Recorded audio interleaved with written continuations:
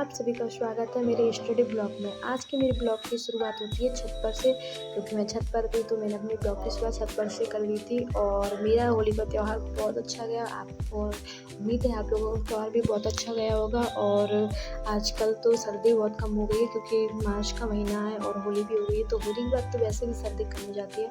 तो अब तो सन भी निकलने लगे हैं और मतलब क्या मस्त भी लग रहा था उसके बाद। और मतलब इधर पक्षी जा रहे थे, इधर पेड़ पौधा थे, उधर सन था, एकदम मस्त भी लग रहा था मेरे को ये। और उसके बाद मैं पक्षियों को दाना डालने लगती हूँ, बट मैंने जब शूट किया तब तक आधे पक्षी मेरे चले गए थे, बट थोड़े से एक पिजन रह गया था। तो मैं आप लोग देख सकते हैं, बट आपको कम दिख रहा होगा, क्योंकि जब तक मैंने उसको रिकॉर्ड किया तब तक वो भी चला गया। तो मेरे को एकदम हंसी आ रही थी। मैं कह रही थी जब भी मैं रिकॉर्ड करती हूँ वो चले जाते हैं। और उसके बाद मैं अपना खाना खाने लगती हूँ। खाना खाने के बाद अपना लेक्चर लेने बैठ जाती हूँ। और ये लेक्चर मैंने कम से कम 2 दिन में अपना पूरा कर पाया, क्योंकि ये जो क्लास थी ये जो लेक्चर था बहुत लंबा हो गया था और इसकी क्लास भी बहुत लंबी हो गई थी।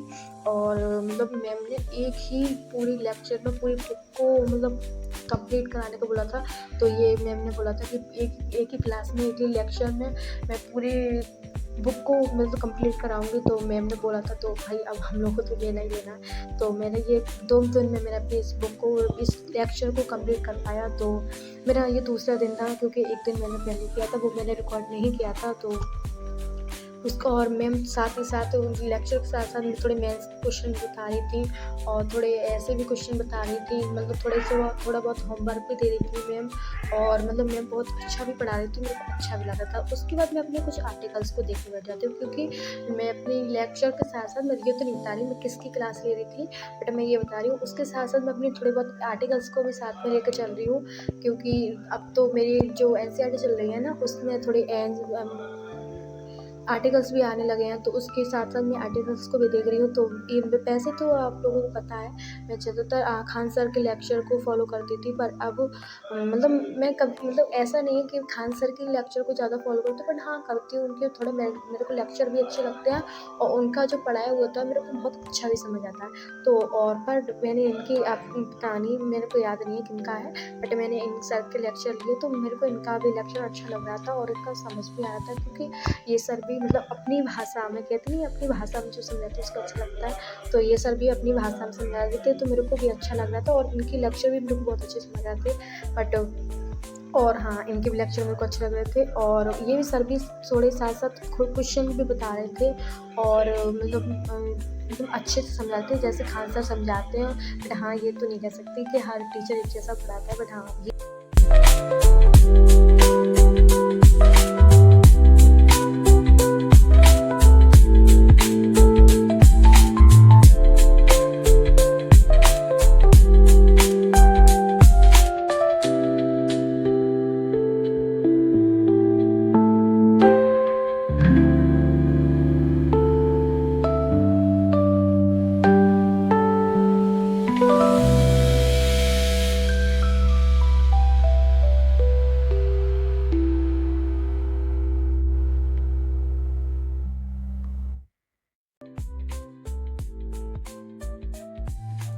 उसके बाद मैं अपना होमवर्क करने बैठ जाती हूँ। जो मैंने मैम की क्लास ली थी, मैम ने मेरे को होमवर्क दिया था।